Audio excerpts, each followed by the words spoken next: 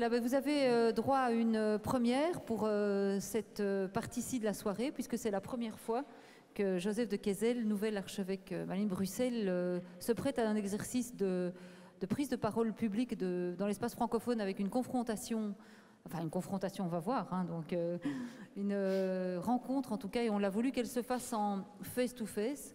Ils nous ont même promis les yeux dans les yeux pour ceux qui ont assisté au débat précédent. Donc ce sera un face-à-face, et un face-à-face intéressant, et c'est vrai qu'une des raisons pour lesquelles on a aussi demandé à Monsieur de Keyzel d'être présent ce soir, c'est parce que dans un de ses premières prises de parole médiatiques, il avait dit qu'il voulait remettre un peu la religion dans la cité. Et donc ça se collait parfaitement à l'intitulé du jour, et on va dire pour lui que ça tombe bien, parce qu'il y a plutôt du monde qui a envie que la religion, en tout cas, soit un sujet de la cité. Et je voudrais reprendre, et on remercie évidemment Monsieur Bartholomé Hussen de s'être prêté à l'exercice, et de voir un petit peu aussi à ce moment où vous savez que la semaine prochaine vont commencer les discussions en commission de réformes institutionnelles de l'introduction de la laïcité ou pas dans la Constitution belge. Il y a aussi, vous le verrez, notamment une série de parlementaires, en tout cas d'hommes politiques libéraux qui vont faire une salve de sortie pour vraiment introduire une série de demandes et de changements, d'introduction, d'interdiction de signes religieux à différents endroits et à différents niveaux de pouvoir. Et donc le sujet est vraiment très chaud de cette place de la religion et comment, à un moment donné, le pouvoir politique veut la réguler. Et certains estimant, vous l'avez entendu tout à l'heure, pour certains que la laïcité n'est même pas vraiment un opposant, serait devenu un partenaire dès lors qu'il serait lui-même une religion. Donc nous avons posé la question aux Belges. Et ce qui était étonnant quand même, c'est que 75% des gens que nous avons interrogés revendiquaient une identité religieuse. Pour Jean-Philippe Schreiber, qui est le directeur d'Orela, le centre du ULB d'Observatoire des religions et la laïcité, il nous a dit c'est quand même un peu neuf, parce que normalement, le pourcentage, la tendance de la société était à la sécularisation, avec un nombre d'incroyants qui avoisinait en général 40%, alors que ceux qui se déclaraient incroyants dans le sondage sont entre 25 et 30%. Alors on se dit, Monsieur de Keyzel, est-ce que la religion, pensez-vous, est en train de reprendre du poil de la bête? Je sais bien qu'on a déjà parlé du retour du religieux, mais moi-même, je suis plutôt réaliste sur cette question-là. Évidemment, je suis un peu étonné par les chiffres, moi aussi. J'en suis heureux. Divine surprise. Oui. Hein? Divine surprise. Divine surprise, peut-être, oui. Oui, je n'y avais pas attendu. Mais bon, il faut quand même savoir que nous vivons depuis longtemps déjà, parce que ça a ses racines, disons, déjà au XVIe siècle, depuis les Lumières, etc., la Révolution française. Nous vivons dans une société sécularisée. Je ne pense pas que ces chiffres mettent en question cette sécularisation. Mais la sécularisation, à mon avis, ne veut pas dire... Ça veut dire que nous ne vivons plus dans une société religieuse où la culture en tant que telle est imprégnée par la religion, comme c'était le cas autrefois. On vivait ici en Occident en régime chrétien, c'est-à-dire une culture, un monde chrétien. Comme dans certains pays aujourd'hui, des pays musulmans, ce sont des pays musulmans, culture musulmane. Donc, aujourd'hui, notre monde ici en Occident s'est sécularisé. Ça veut dire que la religion n'a pas disparu, mais il a trouvé une autre place. Donc, auparavant, c'était la religion en tant que telle qui animait, pour ainsi dire, toute la culture, qui faisait que la culture était chrétienne ou musulmane ou religieuse. Mais je ne pense pas que ces chiffres-là changent cela, cette situation. Nous vivons dans un monde sécularisé, un monde pluraliste, dans le respect de l'autre, et j'espère que ça va continuer. Henri Bartholomé Hussen, est-ce que vous croyez que dans ce qu'on disait auparavant, que la laïcité ou la laïcité dogmatique devenait presque une religion, il se retrouve dans ces 75% qui se revendiquent d'identité religieuse, ou est-ce que vous vous dites, ça y est, on rentre dans le XXIe siècle de plein pied et on est en train de perdre pied, nous, les laïcs? Je ne pense pas, je partage assez bien l'analyse qui vient d'être formulée. Nous sommes dans nos sociétés occidentales, dans des sociétés qui ont été pénétrées par la modernité. Ce sont des sociétés qui apprennent, qui intègrent le concept de laïcité, mais c'est un concept qu'on doit clarifier. Ce n'est pas effectivement la 7e religion, comme cela a pu être évoqué tout à l'heure, la laïcité, c'est un projet qui ne se limite pas non plus à la séparation de l'Église et de l'État. Je pourrais dire que c'est un principe à la fois politique et humaniste. Je dis un principe politique parce que c'est une exigence vis-à-vis du prince. Ce qu'il est exigé du prince, c'est une impartialité. Mais c'est également un principe humaniste parce que cette impartialité est exigée pour garantir, pour autoriser un régime des libertés.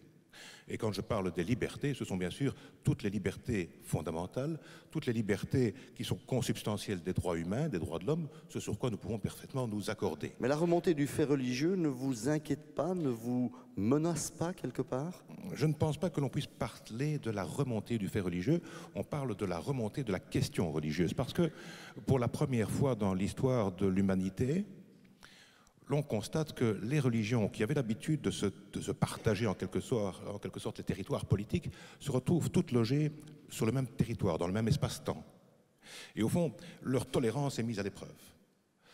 Jadis, la religion n'avait qu'une seule possibilité, soit la guerre des religions, lorsqu'elle rencontrait une autre religion, soit éventuellement la conversion, forcée ou volontaire, soit enfin la tolérance, c'est-à-dire la plus forte tolérait la plus faible. Eh bien, la laïcité, dans notre monde moderne, offre une nouvelle possibilité, une nouvelle perspective, qui est tout simplement le vivre ensemble. Ça va au-delà de la tolérance. C'est la possibilité pour tout un chacun d'avoir la religion qu'il souhaite, de n'en avoir aucune. Au fond, les religions sont sur le point de se laïciser, dans le sens noble du terme. Est-ce que c'est quelque chose que vous espérez? Parce que finalement, l'impression, je pense, des gens aujourd'hui, c'est justement d'assister, non pas à une laïcisation des religions, mais beaucoup souhaiteraient que le pouvoir politique lutte contre l'invasion par le religieux de la sphère qui était autrefois laïque. Je veux dire, quelque part aujourd'hui, vous avez-vous peut-être plus à craindre de la montée en puissance et de l'expression musulmane dans nos pays occidentaux que M. de Keyser, qui pourrait y trouver un allié objectif pour justement repousser les assauts de la laïcité? Mais la tentation est énorme pour les religions. Une religion, c'est quoi? C'est une doctrine. Il faut bien faire la différence entre une foi, qui est un rapport individuel à une transcendance, et puis la religion, c'est une doctrine de la foi, diront nos amis catholiques. C'est une idéologie, c'est une théologie. Alors que, je dirais, la laïcité est, je l'ai dit tout à l'heure, davantage un humanisme, c'est-à-dire une proto-philosophie qui autorise une infinité de philosophies et même une infinité de religions. Elle ne s'accommode pas de toutes, bien sûr celles qui seraient contraires à cet humanisme, mais elle en autorise une infinité. Et je crois que l'avenir des religions, c'est effectivement le passage par la laïcité, bien comprise. C'est l'avenir de l'humanité aussi, dans ce monde qui se réduit à, je dirais, un seul territoire. Alors vous vous dites, est-ce qu'au contraire, nous ne sommes pas opposés, nous ne rencontrons pas simultanément un phénomène de radicalisation? Oui, mais comme cela a été évoqué tout à l'heure, c'est un phénomène assez restreint, c'est une minorité de la minorité. On a même difficile à l'identifier. Bien sûr, il y a un risque de radicalisation dans toute religion, nous le savons depuis la nuit des temps. Dans ces religions qui se sont laïcisées, en tout cas qui s'ouvrent à la modernité, je crois que ce risque est ténu, mais il y a effectivement toujours des ferments possibles, vis-à-vis desquels, et c'est là que, effectivement, il faut bien clarifier les choses, vis-à-vis desquels le pouvoir politique a une obligation. On reviendra là-dessus. J'avais une question d'abord à vous poser, parce que vous vous êtes déjà rencontrés, en fait, vous vous connaissiez? Non, on s'est rencontrés pour la première fois hier matin, si je ne m'abuse. Ah, vous avez préparé le débat, c'est Pas moche, du tout, ça, hein. nous avons écouté le roi. Ah. Oui, chez le roi, oh, oui, évidemment. Oui. Et donc on se demandait, avec Jean-Pierre, on se disait dans le fond, est-ce que pour vous, le fait que M.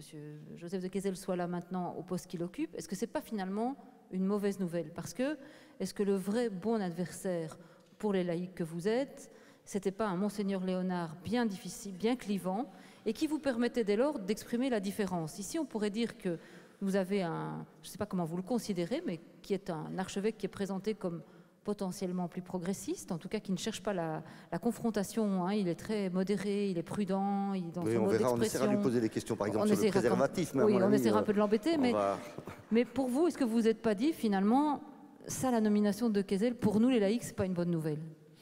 Non, encore une fois, j'ai dit, la religion a sa place dans la cité. La religion, c'est quelque chose qui colle, je dirais, aux chaussures de l'humanité. Mais l'homme religieux n'est pas totalitaire, n'est pas totalisant. Il y a place pour autre chose que la religion. Et donc, oui, bien sûr, il y a des sujets qui vont nous diviser, qui vont nous séparer. On vient d'évoquer une recommandation, un impératif religieux qui, me semble-t-il, va à l'encontre même du principe d'émancipation, du principe de liberté. Mais il faut dire aussi que les religions sont dans une situation très ambiguë par rapport à ça. Elles sont coincées entre leur tradition, entre leur culture et la modernité.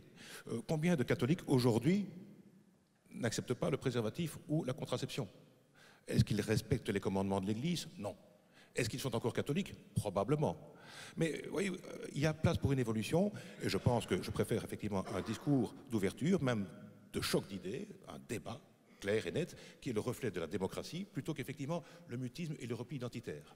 Ouais, c'est dans le repli identitaire que vous permettez que se développe en fait une radicalité. Est-ce que vous êtes d'accord avec cette image qui vient d'être prononcée il y a quelques instants, avec ce qu'elle peut amener comme imaginaire? La religion, ça colle aux chaussures. C'est une image un peu forte, oui. Peut-être un peu dénigrante, non? Non, mais je pense que ce qui a fondamentalement changé, quand on compare la situation actuelle avec le passé, et je ne parle pas d'il y a 10 ans, mais du siècle dernier, au début du siècle dernier, où là, il se posait vraiment la question, parce que là, la position de l'Église était, si je me peux exprimer comme ça, l'Église ou la religion et la laïcité, c'était un débat politique, un débat de pouvoir, ce qui n'est plus le cas maintenant. Donc les religions ne revendiquent plus de pouvoir dans la société. On a accepté, d'ailleurs on a petit à petit aussi à construire cette société moderne. Et je pense que le chrétien aujourd'hui, c'est un citoyen de cette culture. Il se sent à l'aise dans cette culture. Il ne veut pas la changer. Il ne veut pas retourner à un système pré-démocratique, etc. Il souscrit aux valeurs de notre société. Nous sommes, je dis, le chrétien, le juif dans notre pays ici, et le musulman aussi, exception faite par exemple pour le radicalisme, mais ce sont nous, si je peux parler maintenant en tant que chrétien, nous sommes des citoyens de cette culture. Il ne s'agit pas de nous intégrer dans cette culture, c'est la nôtre. Et nous n'avons pas l'intention de la changer. Donc il n'y a plus un pouvoir politique que nous revendiquons comme Église, mais simplement le désir d'avoir notre place dans la société. Une conviction fondamentale, ou est-ce que c'est parce que vous avez perdu du terrain au fur et à mesure du temps, en gros vous avez perdu la majorité pour le dire clairement, que vous êtes obligé d'adopter cette position modeste? Peut-être qu'au début on a dû accepter. Maintenant j'espère pour l'Église, je parle maintenant en mon propre nom, mais aussi je pense pour l'Église après le Concile Vatican II, nous le disons de tout cœur. Mais ça n'a pas été toujours facile, hein? M. Asquin l'a dit là tantôt, ça prend du temps. Ça prend du temps pour l'islam, ça a pris du temps pour nous. Mais je pense que nous pouvons dire maintenant, pour nous, je pense maintenant en tant que catholiques, après le Concile Vatican II, qui a été pour nous un moment tournant dans l'histoire. Oui, cette culture moderne, cette modernité, et donc je dis aussi cette sécularisation, nous la souscrivons. C'est notre culture. Et il ne s'agit pas de nous opposer à cela, mais de trouver notre place dans cette culture. Et je crois, si j'avais un petit problème, parce que vous dites la laïcisation de la religion, bon, on peut en discuter, je ne souscris pas à cette façon de parler, mais je vois ce que vous voulez dire. C'est-à-dire, nous sommes, et c'est ça la différence avec le passé, aujourd'hui je suis chrétien dans le respect absolu de l'autre. Je suis le premier à comprendre pourquoi quelqu'un n'est pas croyant. Vous voyez? Auparavant, c'était le contraire. Le mot prosélytisme vous fait honte? Moi, pour faire honte, non, mais je ne pense pas que... oui, ce n'est pas ça. Je ne trouve pas une bonne chose, le prosélytisme, à l'heure actuelle dans notre société. Mais ça ne veut pas dire que... si je suis croyant, et parce qu'il faut savoir que la foi, ça n'est pas simplement une opinion comme les autres, c'est quelque chose qui fonde ma vie. C'est ce qui fait de moi ce que je suis. On ne change pas de religion comme ça. C'est une conviction profonde. Ça laisserait entendre que la foi est supérieure à la conviction, à l'opinion, à la manière de penser, de voter, par exemple? Non. Je veux simplement dire c'est une conviction existentielle. ce qui appartient, ce qui fait ma vie, c'est une conviction profonde. Je ne peux pas dire que j'en ai pas d'autres, mais c'est quand même quelque chose qui se situe au niveau, parce qu'on peut avoir d'opinions diverses sur différentes choses, mais c'est au niveau existentiel. Et là, je crois que dans la culture actuelle, dans notre société, pour moi, la valeur la plus fondamentale, c'est le respect de l'autre, mais aussi que je sois moi-même respecté dans ce que je suis et dans ma foi. Monsieur Bartholomeüssen, donc ce que vous dites, Monsieur de Kessel, c'est aussi un peu ce que vous avez dit dans l'interview que vous avez donnée au soir. Vous avez dit l'homme est religieux. J'en suis convaincue. Et donc, c'est ce que Monsieur de Kessel nous a dit. Et je me demandais ce que vous aviez à dire à ça. Est-ce qu'un représentant du CAL peut dire, oui, j'accepte l'idée que l'homme soit religieux et que ne pas reconnaître cette part de religieux dans la société, qui est nécessaire, est dangereux? Alors, il faut bien distinguer. Il y a une part de religiosité dans toute société. Ça ne veut pas dire que l'homme soit religieux, d'abord. Tous les hommes ne sont pas religieux. Et de un, il existe des athées, notamment. Et lorsque l'on dit l'homme est religieux, c'est extrêmement dangereux comme expression, parce que cela laisserait entendre qu'il n'est que religieux, c'est-à-dire qu'on peut le réduire à sa religion. L'homme est sans doute, dans certaines circonstances, religieux, mais il est bien d'autre chose. Et à le réduire à sa religiosité, c'est effectivement le confronter, le réduire à une certaine forme de radicalité. Donc on peut être religieux entre autres choses. Et j'ai le sentiment que ce qui peut nous distinguer, encore aujourd'hui par exemple, parce qu'il faut effectivement voir comment les choses évoluent, c'est peut-être précisément quand Joseph de Kessel nous dit mais la foi n'est pas une opinion comme une autre, c'est effectivement existentiel. Oui, c'est une imprégnation qui est le reflet de la contingence, des appartenances. Il est catholique parce qu'il est né dans un milieu catholique, à une époque où le catholicisme existait. Donc ce n'est pas quelque chose qu'il a véritablement choisi. Ce que la laïcité propose, ce n'est pas de combattre la religion, bien sûr de combattre le cléricalisme, mais c'est surtout de permettre au petit homme de se choisir. Autrement dit, quelle que soit votre opinion, quelle que soit votre foi, la condition préalable, c'est l'émancipation. Et c'est là qu'effectivement l'enjeu va se situer au niveau de l'école. On dit, on ne fait pas de prosélytisme. Oui, mais l'enseignement catholique, notamment, prétend évangéliser. C'est assez contradictoire. On voit qu'effectivement, les convictions religieuses, idéologiques, théologiques appartiennent encore à, je dirais, à de grands pans de la société. Mais par exemple, quand vous dites que vous êtes travaillé à l'émancipation, en quoi aujourd'hui l'Église catholique que Joseph de Kessel va défendre, incarner, irait à l'encontre de cette émancipation que vous... Dans de nombreuses réticences. Prenons l'exemple de l'enseignement des cours de religion. J'ai cru comprendre que Joseph de Kessel était contre le retrait des cours de religion à l'école. Et moi, je pense tout le contraire. Je pense que l'école, c'est le lieu du partage des savoirs, de la diffusion des savoirs, et non pas le lieu où on va confirmer, où on va consolider l'imprégnation des foi. La foi, la religion, elle n'aurait pas dû quitter l'Église. Il ne faut pas envoyer les cours de religion au diable, comme disait Éric de Beuquelaar. Non, il faut la renvoyer à l'Église, tout simplement. L'école, c'est effectivement le lieu de la rencontre, de l'altérité, et c'est le lieu surtout où, sur des questions existentielles, sur des questions de foi ou d'absence de foi, les enfants doivent apprendre à se connaître. On a vu tout à l'heure Tariq Ramadan et Hervé Asquin nous dit, mais au fond, quand j'étais petit, j'étais confronté, je n'avais... Non, où ça dit oui. Je ne savais pas ce que c'était un juif. Je savais que c'était l'horreur, que c'était un monstre, mais je ne l'avais jamais rencontré. Et puis son expérience qu'il nous cite, c'est j'ai rencontré deux juifs, un artiste et une femme qui m'a changé ma vie. Eh bien, c'est cette rencontre-là que l'on doit pouvoir retrouver à l'école et qu'on ne trouvera pas à la synagogue, à l'église ou ailleurs. D'autres sujets de polémique, parce que peut-être que de controverses, est-ce qu'il y a des choses que vous avez envie de demander on a réglé l'avortement, on a réglé l'euthanasie. Il y a un très bel exemple, mais j'ai honte à peine à le remettre sur la table parce que c'était peut-être un ratage des premiers pas, mais c'est la clause de conscience institutionnelle. Hein, sur le plan conceptuel, c'est évidemment une monstruosité. La clause de conscience est par nature le fait d'une conscience. Et si on invente une clause de conscience institutionnelle, c'est porter atteinte à la liberté thérapeutique du médecin, c'est porter atteinte à l'autonomie du patient. Donc, s'imaginer qu'il y aurait des endroits qui échapperaient en quelque sorte à l'autorité de la loi. C'était des cliniques, des institutions catholiques. Vous évoquiez effectivement le cas des cliniques catholiques. Eh bien voilà un domaine dans lequel nous ne pouvons pas nous accorder. Vous voulez répondre? Peut-être que est-ce qu'on vous a mal compris? Non.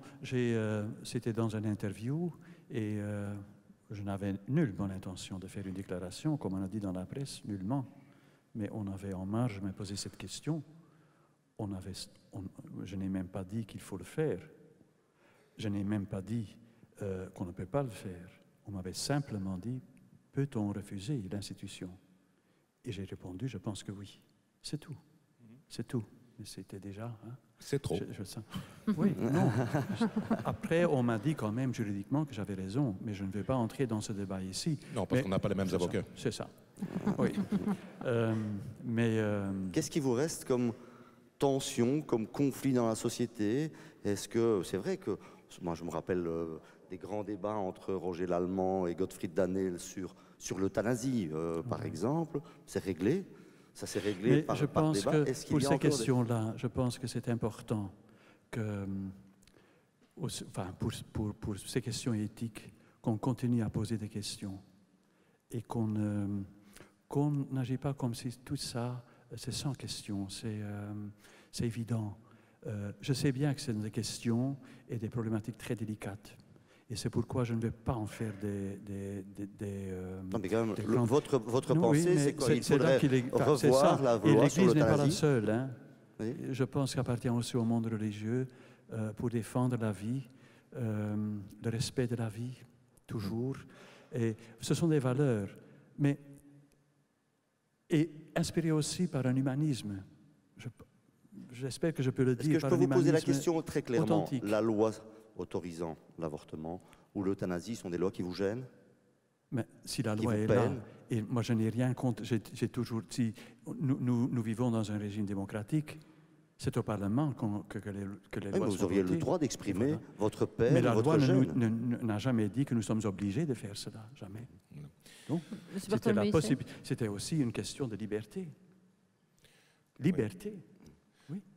Nous avons beaucoup de pommes de discorde encore dans ces matières. Oui, c'est ça. Parce que je ne me contente pas de l'expectative ou de l'attentisme. On parle ici de vie, on parle de profil de vie. Ce qui nous paraît important en Occident est encore plus important dans le restant du monde.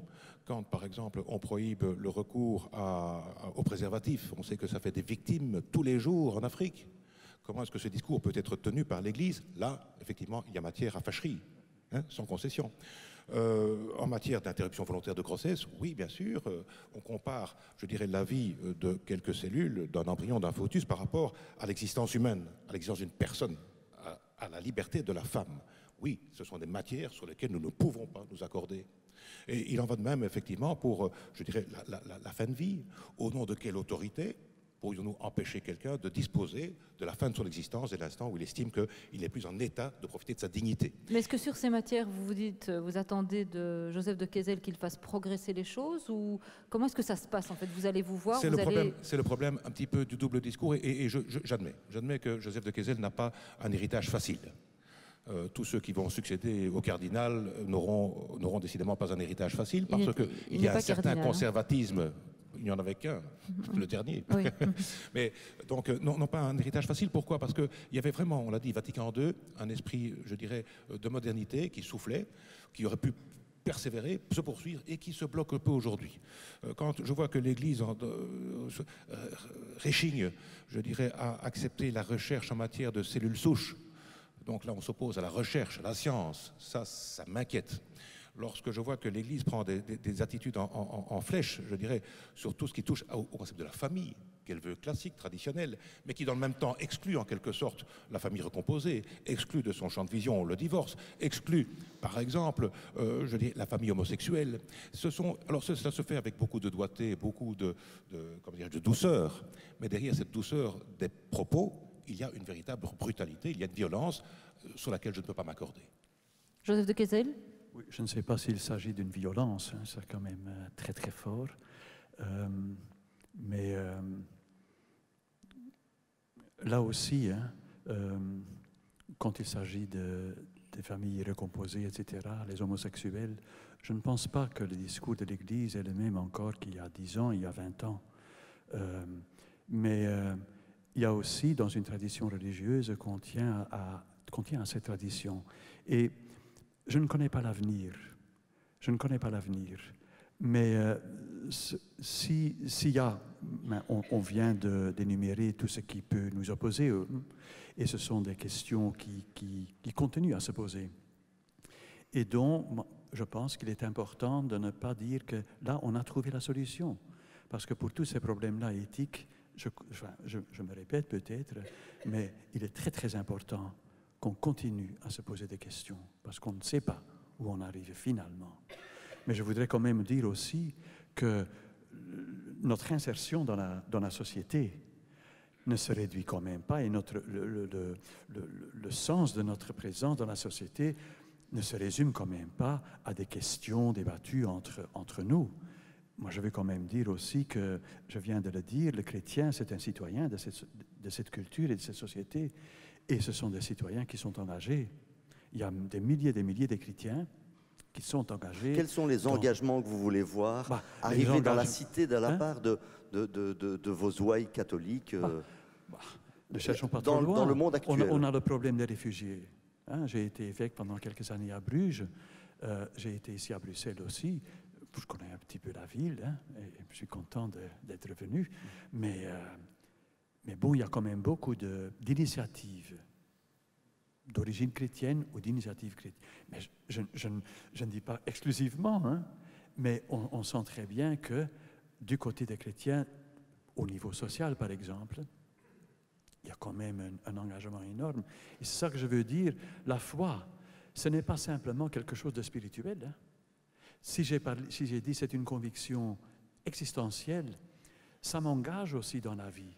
Et donc, ça a des implications sur ma vie sociale et même sur mes choix politiques, finalement. Donc, si je prends l'Évangile, si par exemple, si je prends le texte que tout le monde connaît, les béatitudes, même quelqu'un qui n'est pas croyant peut être touché par cette parole.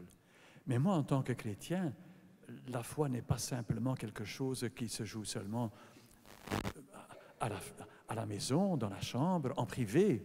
C'est quelque chose qui m'engage dans la société. Et donc, il y a quand même de la part de l'Église des engagements et des initiatives sociétales. Vous avez parlé de choix politiques, parlant de. Est-ce que ça veut dire qu'il y a des bons choix politiques pour un chrétien, des mauvais choix politiques? Oui, il y a toujours des mauvais partis. Mais je dis simplement que si je dis un choix politique, je ne spécifie pas pour un parti, ça c'est fini. On peut être de gauche ou de droite en tant que chrétien. Et d'extrême gauche et d'extrême gauche. Si je suis un chrétien ouvert ou si je suis un chrétien de gauche, j'aurai mon parti. Mais d'extrême gauche ou d'extrême droite? Ça, je n'aime pas les extrêmes. Non, mais ça, non. Vous voyez, il faut, pour juger des personnes, il faut les connaître et pouvoir pourquoi fait-on ce choix, etc. Je ne vais pas ici en public et en général condamner les... mais je pense que vous voyez bien ce que je veux dire. Joseph de Kessel, je ne vais pas faire l'exégèse aujourd'hui. Joseph de Kessel, est-ce que ça veut dire que finalement, on ne va pas vous trouver sur le chemin des positions morales, ou vous n'allez pas édicter des recommandations ou des engagements moraux ou des lignes de conduite morale, vous allez plutôt essayer d'incarner une espèce de, vous citez les évangiles, c'est-à-dire que vous voulez être plus une incarnation de ce que serait une, je sais pas comment dire, une éthique chrétienne, une façon d'agir chrétienne. Donc ça veut dire que vous n'allez pas prendre de position, parce qu'on pourrait dire quelque part aussi qu'à la fois c'est généreux, mais que les catholiques ou les non-catholiques qui se posent des questions sur où vous situez ou qu'est-ce qui est permis, pas permis, vous allez dire j'accueille tout le monde, c'est pas grave, c'est pas moi qui vais vous exclure, ou vous allez les laisser un peu dans l'interrogation en leur disant si vous faites le bien, c'est bon comme ça. Oui. Je ne prendrai pas des décisions... Ou des prises de position morale. Mais parfois, je viens de le faire. Oui. Oui, c'est ça. Parfois, on est obligé, pas seulement obligé, mais si on vous pose la question, on répond. Mais oui, ce n'est pas mon intention de faire toujours des polémiques, non, ce n'est pas mon intention. Mais oui. Non, je voudrais réagir parce que la polémique est parfois saine. Elle est préférable au double discours. Donc, lorsque l'on dit qu'on est ouvert, accueillant, oui, c'est le propre de nombreux chrétiens aujourd'hui qui, je le disais tout à l'heure, ont été pénétrés par la modernité et qui, pour moi, peuvent être parfaitement laïques. Je veux dire qu'il n'y a pas de contradiction, je dirais, de ce point de vue, avec ce principe de ce régime des libertés. Par contre, je parle de double discours parce que lorsque vous avez encore un code de droit canon qui dit une chose, soit le contraire de ce que vous véhiculez dans la société, à savoir que l'apostat, c'est un délit, le blasphème, c'est un délit. Et lorsque l'on s'adresse à la cité, on dit, mais je reconnais le droit pour chacun d'avoir une religion, d'en changer, de la critiquer. Et c'est d'ailleurs la recommandation que André, c'est Léonard, son prénom, j'ai oublié son prénom, André Léonard, faisait au président de l'exécutif musulman. Oui, tout à fait. Grandiose, hein, ce moment extraordinaire où je vois Léonard dire au président de l'exécutif musulman, mais vous devriez apprendre à reconnaître qu'il est possible de changer de religion, d'en avoir aucune, et ainsi de suite. En fait, un discours laïque. Bon, c'est là que ça devient un peu ambigu. De temps en temps, on ne sait plus très bien sur quel pied danser. On part du principe que vous êtes de bonne foi. Non, oui, mais je pense que là-dessus, je peux vous interrompre, mais sur cette question-là, je crois que notre position comme Église est claire. C'est le droit canon? Non, c'est le Concile Vatican II. Oui, mais alors que faites-vous du droit canon alors? Pourquoi ne modifiez-vous pas, la loi de l'Église? Maintenant, je l'apprends maintenant, hein, je viens de l'apprendre que ça se trouve dans le droit canon, ce que vous venez de dire. Mais, non, donc il y a quand même une réforme du droit canon en 83. Je ne peux pas m'imaginer que ça se trouve dans c'est un délit. Oui, un délit de changer de religion. L'apostasie. Il y a du travail pour ce soir. Non, on va vous poser ça a été au Vatican II. Non, c'est sérieux. Hein. Oui, parce que c'est quand même. Je n'ai plus le numéro du canon en tête, non, mais je vous le mais au communiquerai. Vatican II, la discussion sur la liberté religieuse, c'est étonnant. Hein. C'était dans les années 60 qu'on en a discuté, qu'on a dû discuter là-dessus. Mais c'était clair, enfin. Et ça a changé quand même beaucoup, parce que même pour les intégristes dans les milieux catholiques, hein, les fondamentalistes intégristes, la question n'était pas sur le latin, mais sur cette question-là, sur la liberté religieuse et sur la liberté de conscience. Parce que dans l'Ancien Régime, évidemment, ça n'est pas possible. Et là, pour moi, c'est un signe que l'Église a vraiment fait un tournant. Et qu'est-ce qu'on fait avec les autres religions ? Des religions dont on voit bien qu'à Bruxelles, par exemple, l'islam, clairement, au fur et à mesure des années, gagne en puissance, gagne en croyants, et devient tout doucement majoritaire dans certains quartiers, pourquoi pas dans l'ensemble de certaines communes. Comment est-ce que vous positionnez l'un et l'autre par rapport à la montée d'autres courants religieux? Et on parlera des radicaux et des intégristes, des extrémistes, après, pour essayer de séparer les choses. Ouais, je dirais... là aussi, c'est le grand changement après Vatican II, c'est le respect de l'autre, la fraternité, le dialogue. On vient de dire du prosélytisme là tantôt. Hein. Ce n'est plus le moyen d'évangéliser, comme je peux dire, parce que c'est normal que quelqu'un qui est croyant veuille aussi partager sa foi avec un autre, mais pas l'imposer. Et il le fait par le dialogue, il se fait connaître comme il est. Quand je rencontre quelqu'un, et s'il est ouvert à ça, je peux discuter, je peux entrer en dialogue avec lui. Je n'ai pas l'intention de faire de lui un chrétien tout de suite. Hein. Et l'école catholique, alors, a renoncé à évangéliser? Je ne pense pas que c'est le rôle de l'école catholique directement Indirectement? de faire... Hein? Indirectement? Non, je dis non. Non. Non. C'est un service à la société. Mais c'est un signe aussi de l'importance de la religion au sein de la société. Et donc, c'est important. Et au sein de l'école également? Pardon? Au sein de l'école? Vous pensez que la religion doit s'enseigner dans l'école? Est-ce que la religion est un savoir? Ou est-ce que c'est une foi? Les deux. Les deux. C'est une doctrine? Non. Non? Et la doctrine de la foi n'existe pas? Oui, ça c'est une congrégation romaine. Est-ce que vous n'aviez pas Oui, mais enseigné c'est- le dogme non, romain non, c'est ça. dans Oui, un grand oui, séminaire oui, à oui. Gand, jadis? Ça je vous dis. Hein. Monsieur Si- Bartholomé, oui, j'ai- c'est vous très bien de l'avez faire intervenir bien notre vu. place et vous le faites ça très J'ai bien. été- j'ai Mais j'aimerais été- quand même bien vos réponses par rapport à Non. l'islam et au Non. monde musulman. Non. Quelle Parce est-elle? que c'est peut-être plus facile pour le moment Non, d'avoir non. un dialogue avec Joseph de Kessel Ouais. qu'un dialogue avec un exécutif des musulmans qui n'existe pas vraiment. Et voilà, prenez position à ce propos-là. s'il vous plaît. Oui, mais quelle est la question? La question, comment est-ce que c'est pas plus facile de gérer maintenant les chrétiens ou les catholiques que de gérer un monde musulman qui devient de plus en plus important quand on est président du Centre d'action laïque? Eh bien, je vais vous dire, nous avons réalisé au Centre d'action laïque une enquête. Elle n'a pas valeur scientifique, parce que pour ça, il faudrait s'entourer, effectivement, mais elle va déboucher un jour sur une réflexion et un examen scientifique. Les idées reçues sont innombrables en matière de religion. On est arrivé à la conclusion que ce monde musulman, qui est très diversifié, finalement, se sécularise à une vitesse extraordinaire. On a toujours tendance à rejeter l'autre dans sa religion, à rejeter l'autre dans sa conviction.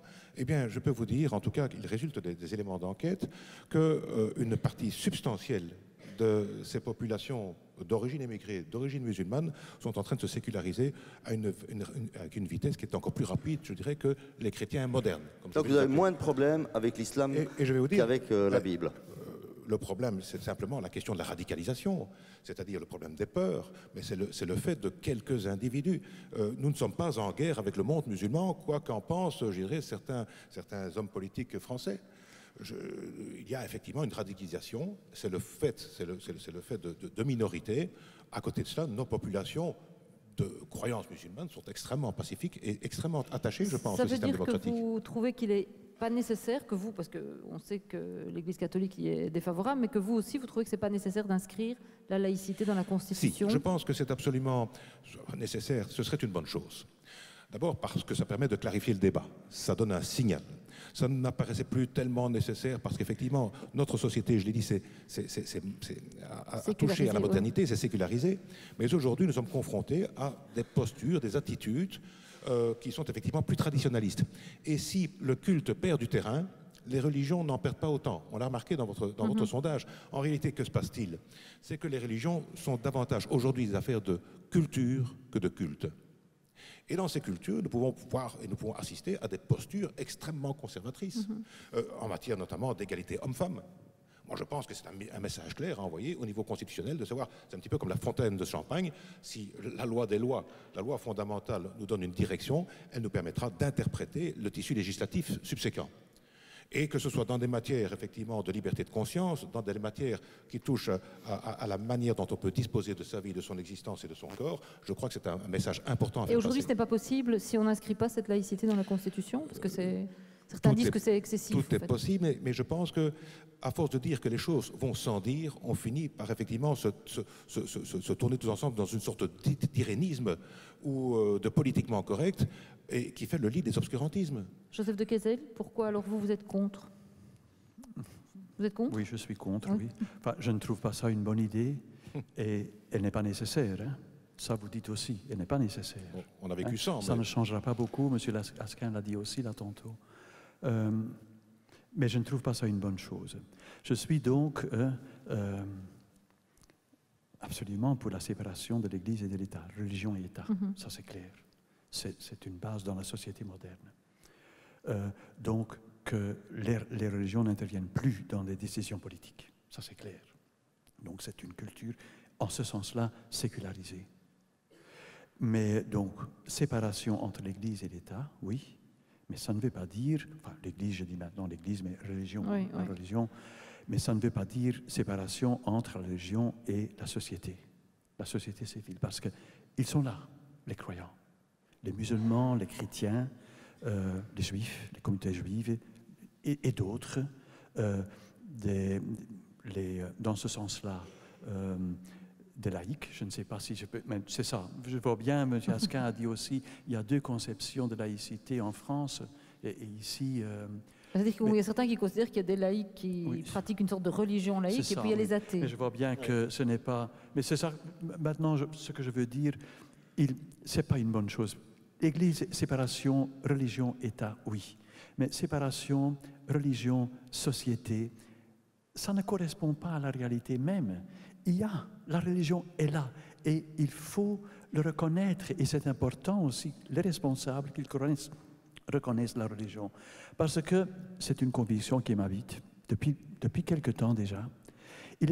Si on fait ça, inscrire la laïcité dans la Constitution, on risque, parce que la tendance est claire, évidemment on ne veut pas mettre fin à la religion, mais aucune visibilité, une privatisation. Le croyant, il peut vivre comme il veut, évidemment. Il doit vivre caché un peu. Mais dans sa chambre, chez lui, mais pas sur la place publique. Alors, à mon avis, il est très, je dirais même, peut-être c'est trop fort quand je dis ça, un peu dangereux de créer un vide au niveau religieux, de créer un vide. Pourquoi? C'est quoi le danger? Parce qu'on va le remplir. Il y en a d'autres qui vont le remplir. Ça peut...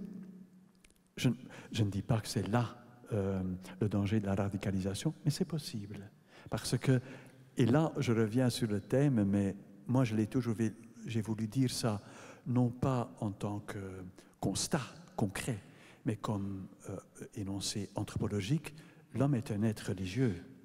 Je ne dis pas qu'il est chrétien, je ne dis pas qu'il est de telle ou telle religion, mais religieux, le sens de l'hétéronomie, parce que la grande valeur de la culture moderne, et c'est une valeur, c'est l'autonomie. Mais l'homme fera toujours aussi l'expérience d'hétéronomie. Le fait qu'il existe, il n'a pas choisi. Impossible. C'est la contingence de son existence. Et donc, il y a toujours cette expérience d'hétéronomie. C'est-à-dire qu'il y a autre chose, qu'il y a une altérité dont je n'aurai jamais la même prise dessus, jamais. Et qui ne se spécifie pas en christianisme. Non, ça peut être la culture. Mais c'est ça que je veux dire. C'est dangereux de créer un vide. Alors, monsieur parce qu'il y aura toujours des... Oui, mais je suis heureux d'entendre que le refus de l'inscription de la laïcité dans la Constitution pour Joseph de Kessel est fondé sur de mauvaises raisons. Parce que ça nous permettra peut-être de nous accorder précisément. D'abord parce que la laïcité ne se réduit pas, je l'ai dit, à la séparation de l'Église et de l'État. Jusqu'à présent, d'ailleurs, cette séparation de l'Église et de l'État a surtout permis à la religion de ne pas voir l'État s'occuper de ses petites affaires, plutôt que l'inverse. Mais deuxièmement, parce que la religion a sa place dans la cité, pour les laïcs, pour la laïcité. La meilleure garantie pour la religion de continuer à occuper cette place dans la cité, c'est la laïcité. C'est-à-dire ? C'est-à-dire que le vivre ensemble, l'impartialité que l'on exige de la part des pouvoirs publics, le régime des libertés qu'il sous-tend, protège les religions et la liberté religieuse. Donc la plus belle des garanties dans nos sociétés modernes pour le vivre ensemble des religions sur un même territoire, dans un même espace, c'est évidemment la laïcité. Et vu que de cette manière-là, je pense qu'effectivement, Joseph de Kessel sera d'accord avec moi. Deuxième chose, là où je suis un petit peu moins d'accord, c'est quand il dit que l'absence de religion pourrait constituer un risque, ou en tout cas une disparition. Ce n'est pas le vide, l'absence de religion, c'est le domaine des convictions. Entre la crédulité, la foi et la conviction, il y a des marges. Et je pense qu'il est possible de vivre avec des convictions sans être assoumis à une foi ou à une crédulité. Donc, il y a place, effectivement, dans une conception très large, très épanouie de la société. Je dirais que la religion reste quand même le lien entre des adeptes, tandis que la laïcité reste le lien entre des citoyens. Et puisque c'est le citoyen qu'on vantait tout à l'heure, la religion a sa place dans la citoyenneté et pas l'inverse. Oui. La première chose que vous avez dit au début, vous avez parlé de la laïcité de l'État. Moi, je parlerai plutôt de la neutralité. C'est l'État, dans sa neutralité, qui doit garantir la liberté, aussi la liberté religieuse. Donc c'est pour ça que la religion ne peut jamais intervenir au niveau politique. Parce que l'État est neutre. La neutralité n'a jamais empêché l'intégrisme, n'a jamais empêché le radicalisme, n'a jamais empêché les extrémismes. Si vous voulez garantir aux citoyens une vie, une capacité de liberté, vous devez avoir une posture bien plus audacieuse dans le chef de l'État. Ce devoir d'impartialité, ce n'est pas la neutralité, ce n'est pas le mutisme.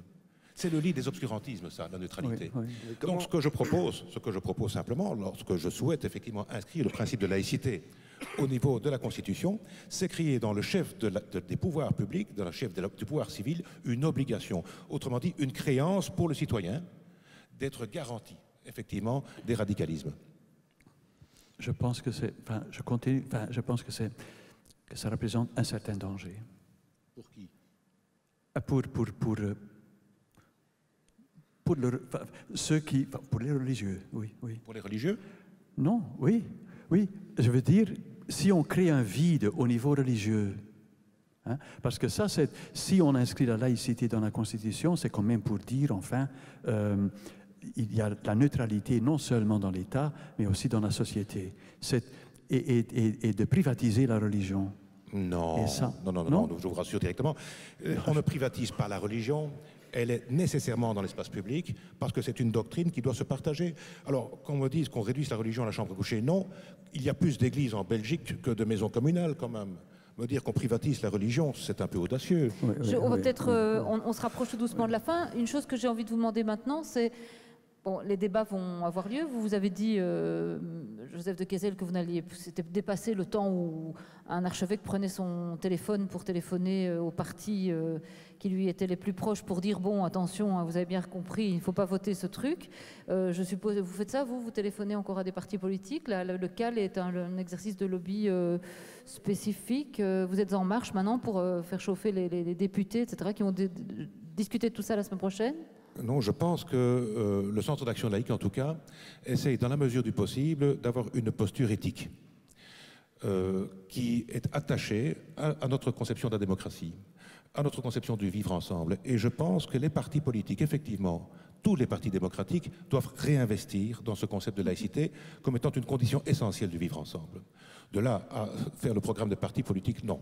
Nous ne prenons pas notre téléphone. Ceci étant, on constate effectivement qu'à la suite des événements malheureux que nous avons connus en France, en Belgique, mais également partout dans le monde, tout doucement, il y a une prise de conscience du politique. Durant de trop nombreuses années, on avait banni, on a été jusqu'à rayer le mot laïcité du nom des programmes des partis politiques. On ne parlait plus de ça. Les mandataires publics répondaient en termes de tolérance ou de neutralité, mais ce n'est pas la laïcité. La tolérance et la neutralité, l'eau tiède de la neutralité. Non, je pense que c'est une posture, c'est un engagement, mais c'est un engagement démocratique. Est-ce que la démocratie est neutre? Non. Monsieur de Keyzel, peut-être une petite conclusion. Est-ce que c'est la première édition ici de la région de la Cité? On va terminer la première partie des débats. On se retrouvera demain à partir de 11h jusque demain soir. Il y a un concert ici ce soir, donc c'est un concept qu'on tente pour la première fois. 4000 personnes vont passer par Flagey sur 2 jours autour de la religion. Ça vous inspire quoi? Moi, je trouve ça, l'initiative excellente. C'est pas pour avoir des compliments, hein. Je dis ça. Non, je ne dis pas. Et organisé par l'ULB. Oui. Non. Organisé par l'ULB, c'est vrai. Oui, c'est pour ça que j'ai tout de suite accepté. Non. Non, je crois que c'est important. C'est important le débat, et le débat public. Parce que c'est un danger si chacun vit dans son coin et qu'il n'y a pas de contact, qu'on ne se connaît pas. Il y a beaucoup de problèmes qui se posent parce qu'on ne se connaît vraiment. Enfin, je ne sais pas qu'on va se connaître très très bien, mais nous allons c'est apprendre quand même, à le connaître. non, mais c'est quand même autre chose de se rencontrer et de pouvoir discuter ensemble et de pouvoir faire ça en public. Je trouve ça, donc la mission que j'ai reçue et ma responsabilité. Bon, je trouve ça vraiment une opportunité, oui.